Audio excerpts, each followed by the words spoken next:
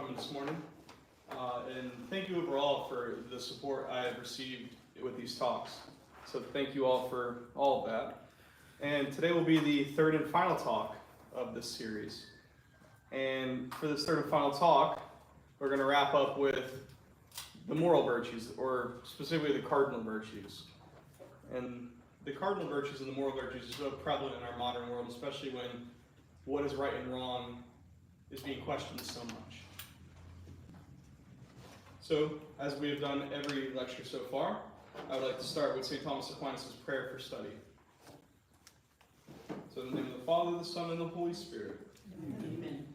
Infallible Creator, who from the treasures of your wisdom have established 3 hierarchies of angels, have arrayed them in marvelous order above the fiery heavens, and have marshaled the regions of the universe with such artful skill. You have proclaimed the true font of light and wisdom, and the primal origin, raised high above beyond all things. Pour forth a ray of your brightness into the darkened place of my mind. Disperse from my soul the twofold darkness into which I was born, sin and ignorance. You make eloquent the tongues of infants. Refine my speech, and pour forth upon my lips the goodness of your blessing. Grant to me keenness of mind, capacity to remember, skill in learning, subtlety to interpret, and eloquence in speech. May you guide the beginning of my work, direct its progress, and bring it to completion. You who are true God and true man, who live and reign without world without end. Amen. In the name of the Father, the Son, and the Holy Spirit. Amen. Once again, thank you for coming today. So before we dive into the moral and cardinal virtues, I'd like to first give a quick recap of the theological virtues that we discussed in our last talk. This won't be as long as the recap on the intellectual virtues, since it's only been 1 week since we last had this talk. So this will just be a short recap. So for St. Thomas Aquinas, he outlined 3 theological virtues. In his influential work, the Summa Theologiae, these virtues are considered theological because they pertain directly to our relationship with God. The 3 theological virtues are faith, which is the virtue through which a person firmly believes in God and all of the truths revealed by him. It involves accepting God's existence and his divine revelation, as well as adhering to the teachings of the Church. Faith is not merely an intellectual assent, but a profound trust and surrender in God's will. It enables a person to seek union with God and entrust their life to him. The second theological virtue is hope. Hope is the virtue that helps us trust in God's promises and places our confidence in his divine providence, especially in difficult or challenging circumstances. It gives us an assurance that God's grace, we can attain eternal happiness and overcome the obstacles we encounter in life. Hope sustains us in times of trial and reminds us that God's love and mercy are ever present. And finally, the third theological virtue, charity, or otherwise known as love. This virtue is the highest of the theological virtues, the most fundamental of all virtue. It is the virtue of divine love, which enables us to love God above all things and to love our neighbor as ourselves for the love of God. Charity goes beyond mere affection or sentiment. It is a selfless or sacrificial love that seeks the good of others and promotes unity and harmony in the community. Aquinas emphasized that these theological virtues are infused into the soul by God's grace and play a central role in the process of sanctification and attainment of eternal life. These virtues are interconnected, with charity being the ultimate goal that perfects and animates faith and hope. Aquinas' theological virtues have a significant impact on Christian theology and moral philosophy, as we will see today in this lecture. It shapes the understanding of Christian life and the pursuit of various virtuous existence in the context of one's faith. So with that recap out of the way, let's dive into these virtues. But before we can actually touch the virtues specifically, I'd like us to talk about what is morality. What do we do with morality? how do we interact with the moral world? So let us first understand what morality itself entails. Morality refers to the principles and the values that guide human behavior, distinguishing actions as either right or wrong, good or evil. It is an essential aspect of human life, shaping our interaction with others and the choices we make on a daily basis. According to St. Thomas Aquinas, morality is grounded in eternal law, which originates from God's divine reason and governs the entire universe. The eternal law serves as the foundation for all other types of law, including natural law and human law. Let us now explore the key elements of Aquinas' moral philosophy. First, let's start with natural law. Aquinas believed that human beings possess an innate understanding of what is right and wrong, which he termed the natural law. This law is universal and objective, applicable to all peoples across cultures and civilizations. It is the basis on the idea that everything in creation has a purpose or an end to which it naturally strives. The natural law therefore guides humans to act in accordance with their true purpose and reason. Now let's talk about human reason. So Aquinas emphasizes the importance of human reason in discerning moral truths. He believed that the human intellect enables us to understand the natural law and apply it to various situations, guiding us towards morally upright actions. For Aquinas, reason and faith are not at odds, but rather complement each other, leading to a more comprehensive understanding of what morality is. So let's talk about another term. It's called Syndresis. So Aquinas introduced the concept of Syndresis, which can be understood as an innate habit or inclination within humans to pursue good and avoid evil. This principle acts as our moral compass, promoting individuals to make virtuous choices and avoid immoral behaviors. Now, virtue ethics. This is good because this is really the central theme of why I chose the virtues. So Aquinas' moral theory was governed in virtue ethics, which is focusing on cultivating virtuous character traits to lead a moral life. He identified 4 cardinal virtues: prudence, justice, fortitude, and temperance, as well as 3 theological virtues: faith, hope, and charity. These virtues guide individuals towards leading moral, exemplary lives and fulfilling their potential as human beings. Let's talk about free will. So according to Aquinas, moral responsibility requires the presence of free will, the capacity to choose between different course of actions. While God's divine will sets the foundation for moral principles, human beings are granted the freedom to act in accordance with or contrary to natural law. This freedom implies that moral choices are voluntary, making individuals accountable for their actions. So in conclusion, St. Thomas Aquinas' moral philosophy rests upon the belief that morality is rooted in God's eternal law and is accessible to human reason through the natural law. This emphasis on virtue ethics, free will, and the synergy between faith and reason provides a profound and enduring framework for understanding and pursuing moral goodness.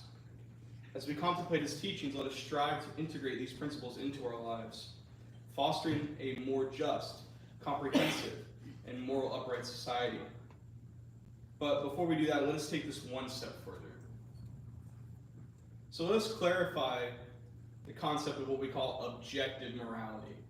Because this term objective is where people tend to have their splits. Some people believe in a subjective form of morality versus an objective form of morality. So objective morality posits that there are universal and timeless moral truths that exist independently of human beliefs, opinion, or cultural norms. These truths are not subjective or relative to individuals or societies, but are objective and transcendent. So the foundation of objective morality lies in what we call in philosophy moral realism. So moral realism is a philosophical position that forms the bedrock of objective morality. It contends that moral statements, such as killing is wrong or helping others is good, are objectively true or false, regardless of their beliefs. Several arguments support moral realism. So the first argument is what we call moral experience. So many of us intuitively perceive certain actions as morally right or wrong. This shared moral experience suggests that existence of objective moral truths that resonate with our innate moral senses. So now we have universality. Across different cultures and historical periods, we find remarkable similarities in moral principles, indicating that a common moral framework that transcends human variability. And let's talk about moral progress. The notion of moral progress implies an objective standard by which we measure improvements or regression in moral behavior. If morality were entirely subjective, there would be no basis for evaluating moral progress.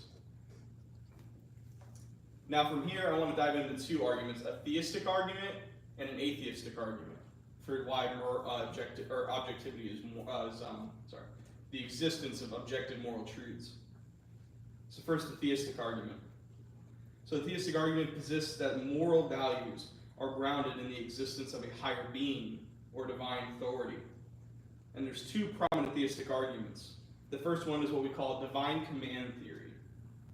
This theory asserts that moral truths are based on the commands or nature of a higher being, such as God. Actions are morally right if commanded by God, and morally wrong if forbidden by God. The divine nature provides an objective foundation for moral values. The second argument in the theistic realm is what we call natural law theory. So according to this perspective, moral principles are derived from an inherent nature of the universe and are therefore objective. These moral principles reflect and intend to propose or function, or reflect the intended, proposed, or function of human beings as determined by a divine creator. And now in a realm that might seem funny in a talk at a church, I want to talk about the atheistic arguments of why morality is objective. So even our brethren who don't believe in the divine still share this commonality that there is objective morality. So even without invoking a higher power, some atheists argue for the existence of objective morality. And their two arguments kind of float around in the realm of these two. So the first is moral realism without God. So we're just taking the moral realism argument, but removing God from it.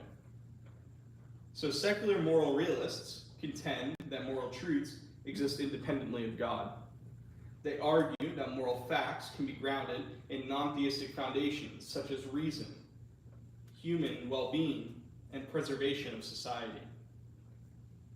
And then the other side of it is evolutionary ethics. Evolutionary biologists and ethicists propose that certain moral principles have evolved over time due to their adaptive value for human survival and flourishing.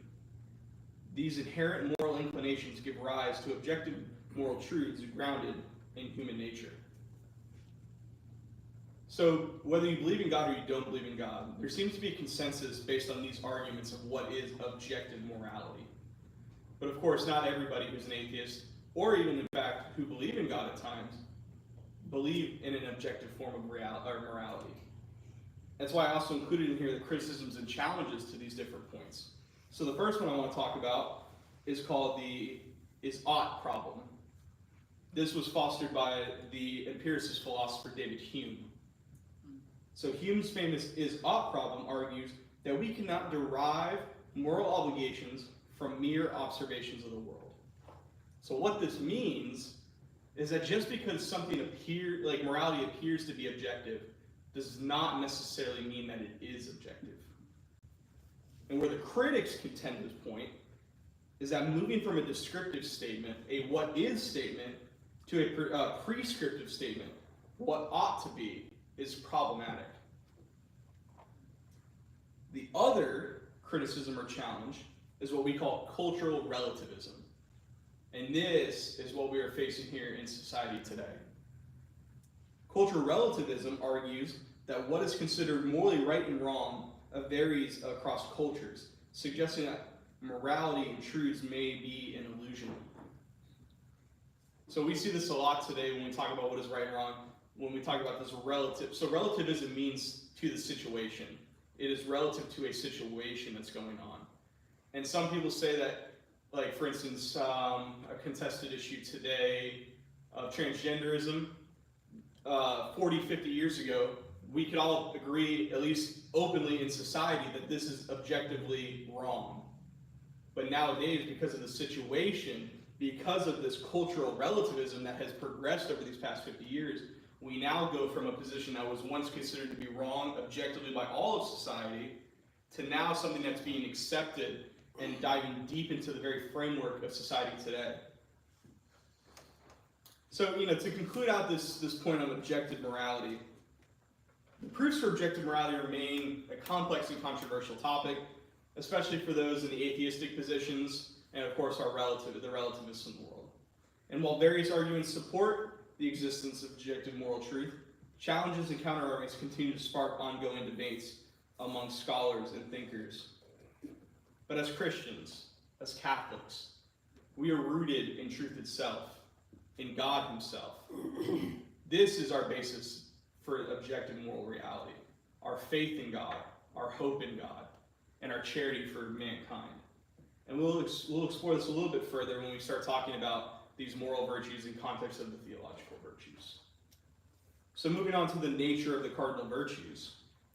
So St. Thomas expounded that the cardinal virtues are essential ethical principles that lead individuals to a life of moral excellence and virtuous conduct.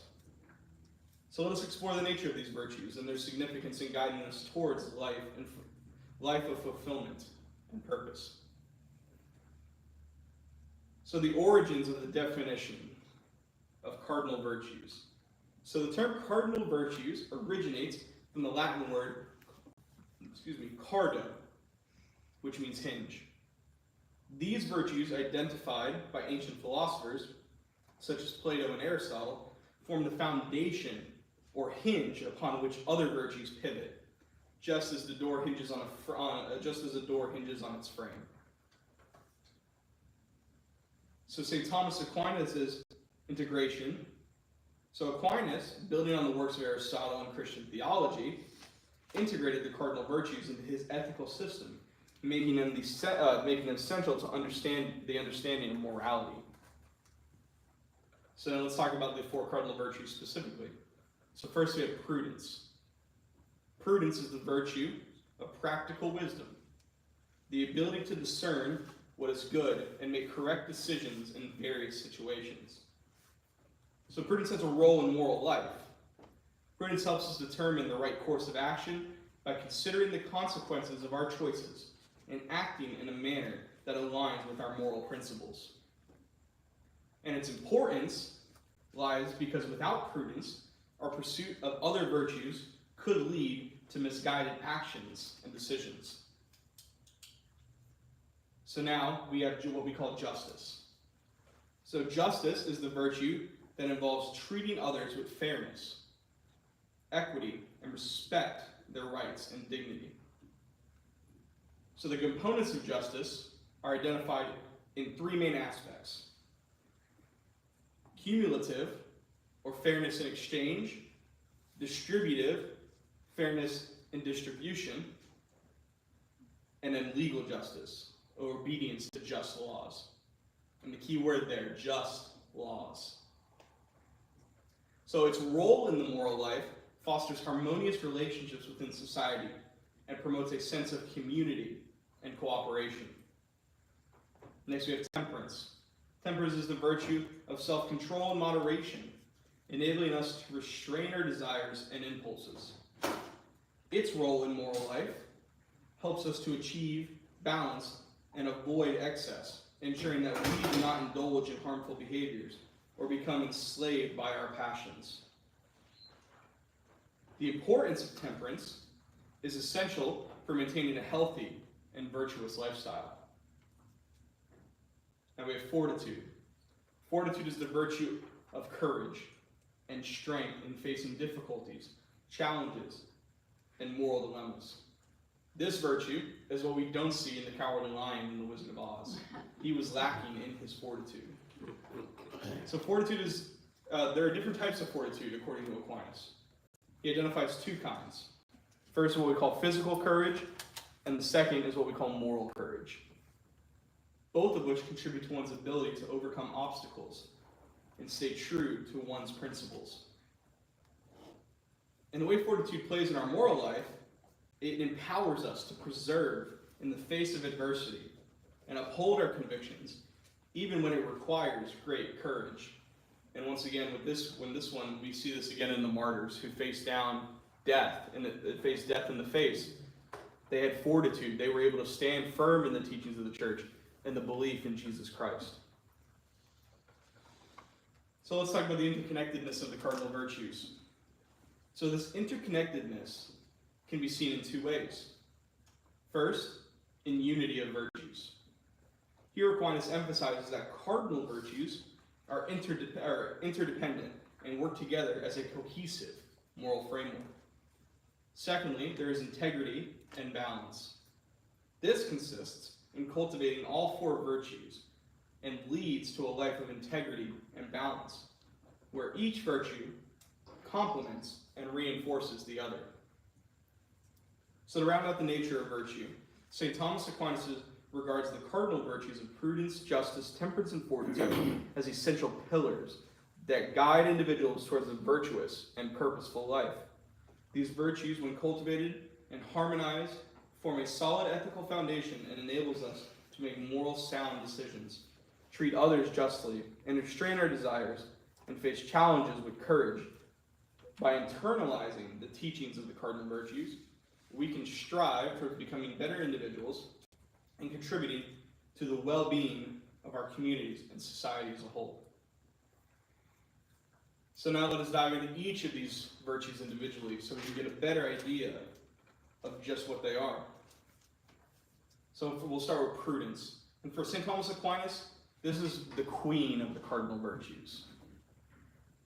So prudence, in the context of moral philosophy, is a fundamental virtue that guides us in making wise decisions, exercising judgment, and acting responsibly in various situations.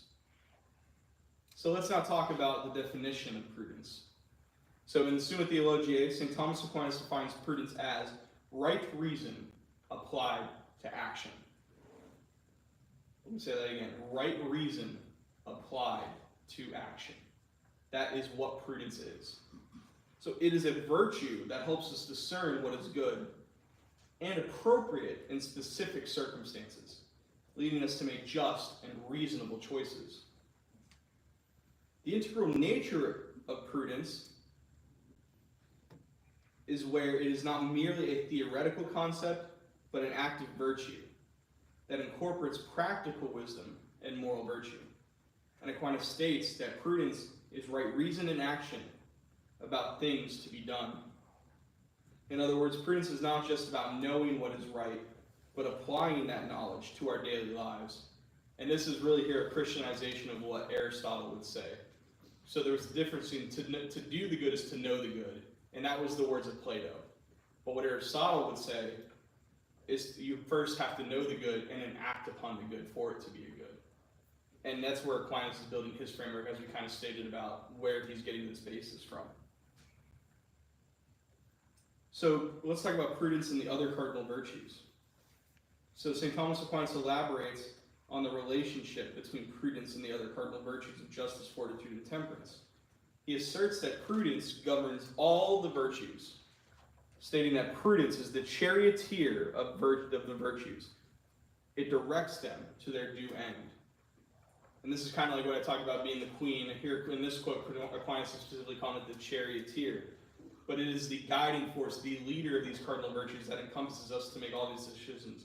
Because think about it, to come at what is truly just is to discern how to go about it. And that's where prudence comes in, discerning. To know that good and put it to action is being just to your fellow man. And then vice versa would be intemperate. You know, you're discerning that we need to have a break here. We need to take a step back and temper ourselves. And fortitude, discerning that this is something we must stand for. See, prudence is this central element. So let me talk about prudence as a habitual disposition.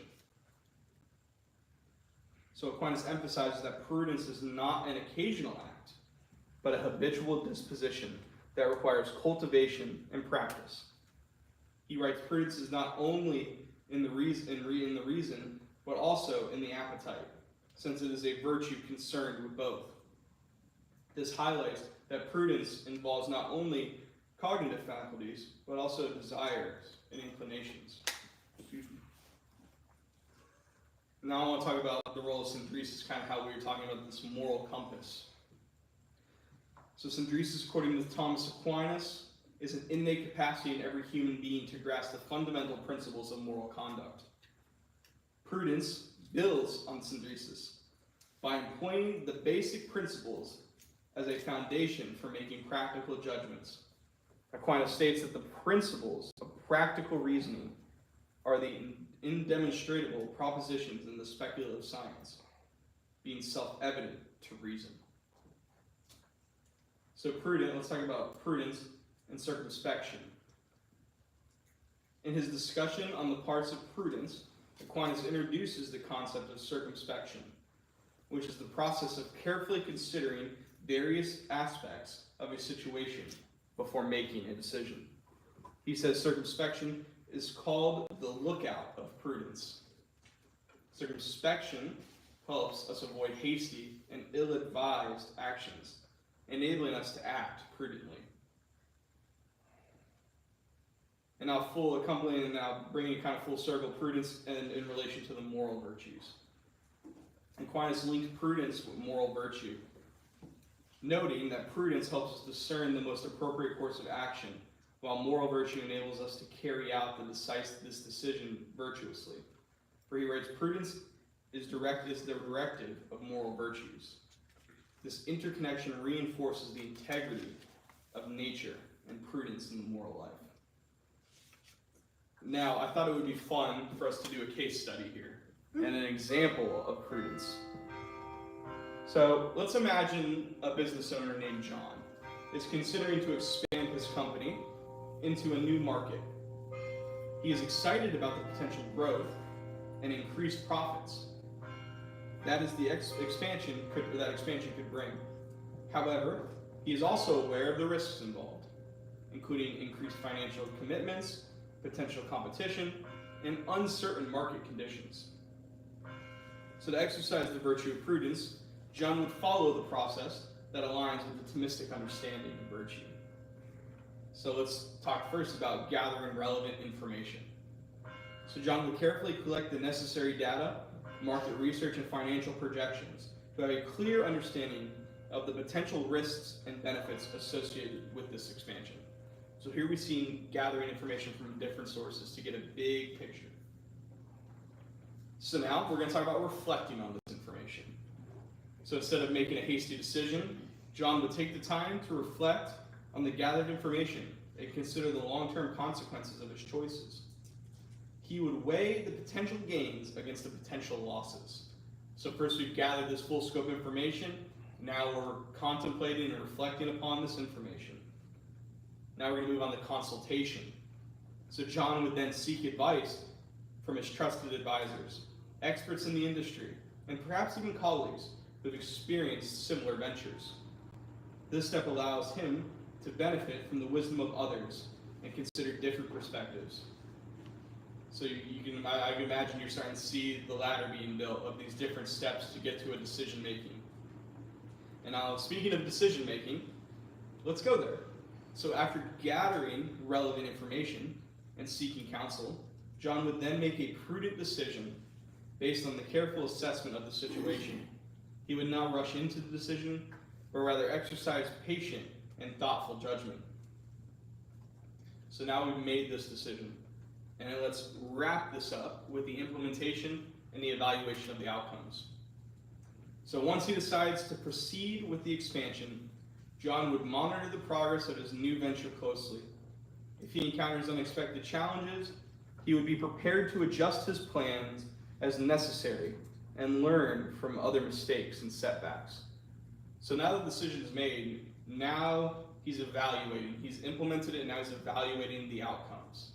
And this is truly what it means to have a prudent decision making. We start off with inquiry. Then once we receive this full circle information, we reflect on this information. Then once we've reflected and come to our own decisions, we consult our others. We consult people who've had experience here. And then we make our decision. And then after that, we evaluate it. And those are really the steps of making a prudent decision. So in this example, John's approach demonstrates the virtue of prudence according to the Thomistic perspective. He considers all available information, carefully reflects on the consequence of his actions, and seeks advice from others, and makes a measured decision and remains open to adjusting his plans if needed. By following these steps, John aims to achieve the best possible outcome while considering the well-being of his business and those involved. So to conclude the section on prudence, the cardinal virtue, according to St. Thomas Aquinas, is a vital guiding force in moral and ethical decisions. By cultivating prudence, we can integrate theoretical knowledge and practical application, making informed decisions and leading a virtuous life. So let us take these teachings and strive to embody them prudently in our everyday actions. So moving on to justice. So to define justice, St. Thomas Aquinas defines it as this. It is a habit whereby a man renders to each one his due by a constant and perpetual will. So in this definition, we see that justice involves two essential components. Rendering to each person what is rightfully theirs. Justice demands that we give others their due, respecting their rights and treating them with fairness. Doing so with a constant perpetual will is where justice is not merely an occasional act, rather it is a habitual disposition that guides our actions consistently and precisely. So there are four types of justice for St. Thomas Aquinas. So let's first talk about what we call cumulative justice. So communion, as Aquinas explains, is the most proper and common species of justice. It pertains to transaction and exchange between individuals or parties in the context of communitive justice. Both parties involved should receive what is proportionally equal to their contribution or merits. Now let's talk about distributive justice. Distributive justice concerns the allocation of societal goods, such as resources, honors, and responsibilities in a manner that reflects fairness and proportionality. Aquinas notes that distributive justice is the responsibility of the state or authority that governs society. And this is kind of one of the biggest frameworks for St. Thomas Aquinas' political philosophy, because this is describing how a government should govern. This is how we need to govern in any form of what we do. If we're over people, we have to be distributive about our justice. So let's talk about legal justice. Legal justice deals with the adherence to the laws and fair treatment of individuals within a legal framework. Aquinas emphasizes the importance of the following: just laws as they reflect the common good, the order of society. Now let's talk about social justice. Social justice pertains to rectifying imbalances or inequalities within society. Aquinas acknowledges that this type of justice focuses on the well-being of the community as a whole and aims to uplift the marginalized and vulnerable members of society. So let's talk about justice in regards to virtue. So St. Thomas Aquinas views justice not just as the individual virtue, but also as a fundamental aspect of all virtues as well. He explains that the moral virtues are related to justice. Each virtue finds in its fulfillment in acting justly towards others. So now let's talk about justice in regards to the cardinal virtues, specifically within the moral virtues. So in his writings, Aquinas connected justice to all the other cardinal virtues. For example, temperance. Justice complements temperance by ensuring that we moderate our desires and actions, avoiding excess or deficiency. Fortitude in justice reinforces fortitude by inspiring us to do what is right and just, even in the face of difficulties and challenges. And finally, prudence. So prudence in justice is where we must discern the right course of action and apply the principles of justice appropriately to each of the situations. And because I know you guys love that case study, I'm going to bring John back again. So let's imagine this scenario. There are two individuals this time. There's John and Sarah. They work for the same company and have been assigned to a project. As the project progresses, John consistently puts in extra effort, works long hours, and contributes significantly to its success. On the other hand, Sarah puts minimal effort in, often comes to work late, and does not contribute much to the project's advancement. So from the Thomistic perspective, the virtue of justice requires the following actions. The first aspect is recognizing merit. A just person should acknowledge John's hard work, dedication, and valuable contributions to the project. They should recognize his merit and the value he brings to the company. Now let's talk about what we call fair reward. So justice dictates that John should be appropriately rewarded for his outstanding effort. This reward may come in the form of recognition, praise, or even bonus or promotion, depending on the company's policies and practices. Addressing injustice. In this situation, the virtue of justice also requires that Sarah's lack of effort and poor performance be addressed. It may involve providing constructive feedback, encouraging her to improve, and if necessary, implementing appropriate consequences for not meeting the expected standards of work. And now equality before the law. So justice also ensures that both John and Sarah are treated fairly and equally in the workplace. This means that they should be held accountable for their actions, and any decision made about their employment should be based on objective and consistent criteria. So in conclusion of this section on justice, St. Thomas Aquinas' teachings on the cardinal virtue of justice reminds us of the importance of rendering to each individual their due, with a constant and perpetual will.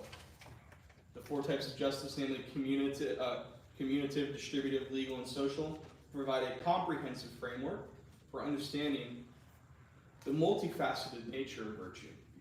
Moreover, justice acts as a foundation for all other virtues, harmoniously interweaving with temperance, fortitude, and prudence. Embracing justice as the guiding principle in our daily lives not only enables us to be morally upright to individuals, but also contributes to the well-being of society as a whole. So moving on to the virtue of temperance. But before that,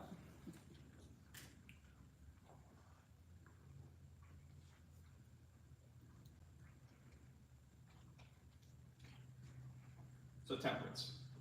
So among the four cardinal virtues, temperance occupies a vital position as it helps us maintain a balance and self-control in our actions and desires. Let us delve into the wisdom of St. Thomas Aquinas to better understand this. So what is the definition?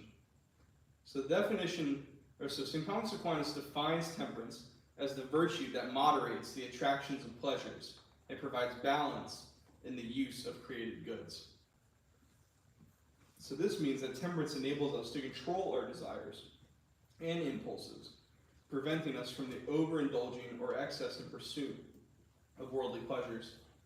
It helps us find harmony in the enjoyment of legitimate pleasures, while avoiding the pitfalls of indulgence or instability. So let's talk about regulating these appetites.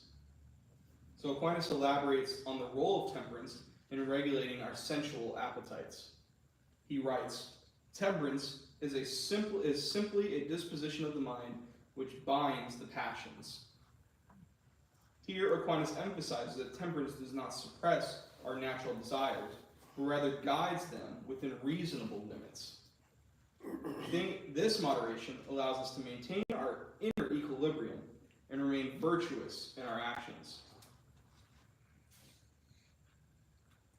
So St. Thomas Aquinas warns against the two extremes that threaten temperance.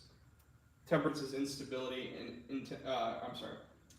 he warns against the two extremes: insensibility and intemperance.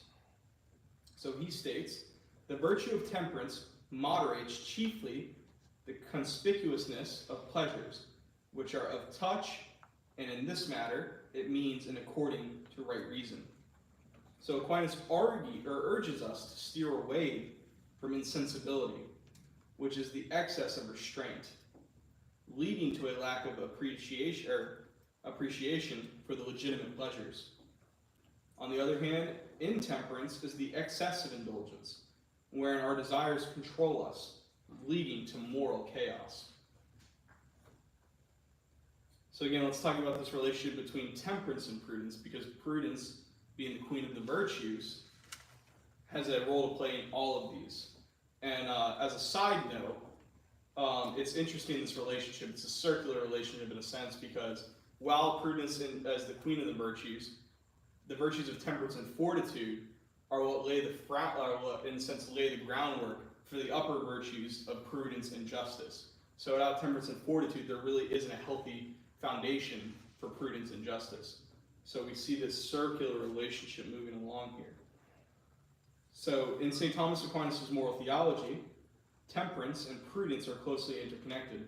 Aquinas states that temperance is directed by prudence, whereby we discern what we should choose and what we should avoid. This quote highlights the importance of prudence in guiding temperance. Prudence helps us make wise decisions about when and how to engage in certain pleasures, ensuring that we act in accordance with reason and moral principles. So what about cultivating this temperance? Aquinas acknowledges that temperance is not an innate virtue, but something that must be cultivated through the practice of habituation. He explains, hence, the active virtue is to temper the desire by moderating it in accordance with the rule of reason. By exercising temperance consistently, we develop virtuous habits that strengthen our self-control and allow us to overcome temptations. So let's talk about temperance and spiritual growth. For St. Thomas Aquinas, temperance is not solely concerned with regulating our sensual desires, but extends to our spiritual life as well. He writes, "Temperance also withdraws us from what hinders the mind from giving itself to contemplation of truth." This perspective shows that temperance plays a significant role in focusing our minds on spiritual matters and elevating our thoughts towards higher truths. So to conclude this section on temperance, St. Thomas Aquinas' insight on the cardinal virtue of temperance reminds us of its vital role in leading a virtuous and balanced life. Through moderation and self-control, temperance helps us avoid the extremes of insensibility and the intemperance, fostering the harmonious relationship with ourselves, others, and the world around us. By cultivating this virtue and integrating it with prudence, we can experience personal growth and spiritual enlightenment on our journey towards moral and upright existence. So now let's talk about the last of the cardinal virtues, which is fortitude. So according to St. Thomas Aquinas, fortitude is defined as follows. Fortitude is the virtue annexed to temperance, whereby a man has a mind to bear up against any kind of difficulties that is contrary to his will, in order that he holds fast to good. Could you repeat that, please? Yes.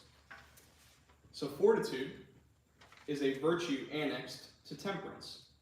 whereby a man has a mind to bear up against any kind of difficulty that is contrary to the will, in order to hold fast to good.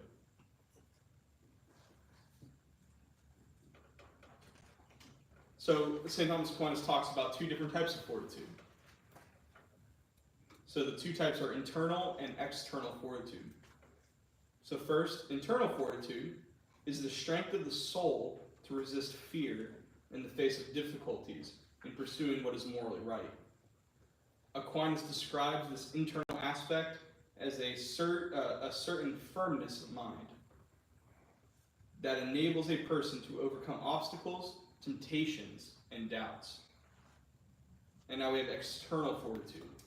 So as Aquinas explains, this refers to a firmness shown in the assault of dangers from without. It involves facing physical dangers and hardships with courage, even in the face of potential harm or loss. Now I want to talk about what we call the virtue magnanimity. So St. Thomas Aquinas associates fortitude with the virtue of magnanimity, which is considered the root of fortitude. Magnanimity is the quality of having a great soul, being ambitious for great things, and acting accordingly.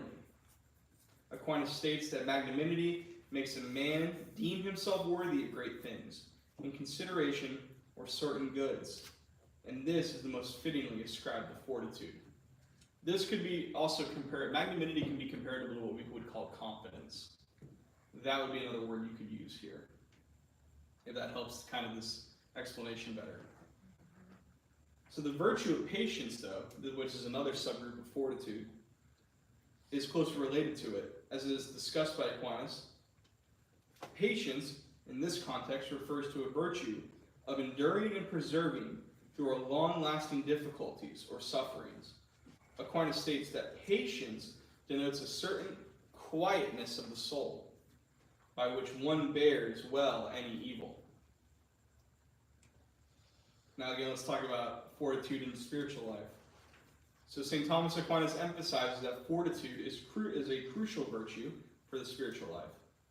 He argues that fortitude helps us endure the hardships and challenges that often accompany the pursuit of the virtue and the Christian life. In his words, in the fight of the Christian life, men must needs be confronted with all kinds of difficulties, so that the virtue of fortitude is requisited for the upholding of faith. And now finally, let's talk about fortitude in regards to courage and the fear of death. So St. Thomas Aquinas also addresses the topic of courage in the face of death. He acknowledges that it is natural for humans to fear death. But he suggests that fortitude allows us to face the fear of death with courage and acceptance. Aquinas writes, fortitude does not lessen a man's fear of death, but enables him to bear death itself bravely, in whatever way it may come to him. So in conclusion, the cardinal virtue of fortitude, as alluded to by St. Thomas Aquinas, encompasses both an internal and external aspect of courage. It enables us to face difficulties and dangers with strength of soul and to persevere in the pursuit of what is good and virtuous. Fortitude is closely linked to the virtues of magnanimity and patience, and it plays a pivotal role in the spiritual life, providing necessary strength to withstand challenges that arise in the path of righteousness. So as I do at the end of every one of my lectures so far, we ask the question once again, why are the cardinal and moral virtues important for us as Catholics? So for the angelic doctor, the cardinal virtues are important for Catholics because they serve as a foundational virtues that guide the perfect and moral life of a person. Aquinas drew upon the classical Greek philosophy, particularly the works of Plato and Aristotle, to develop his understanding of these virtues.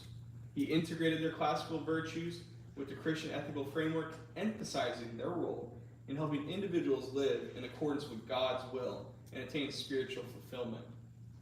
Prudence is the virtue of practical wisdom.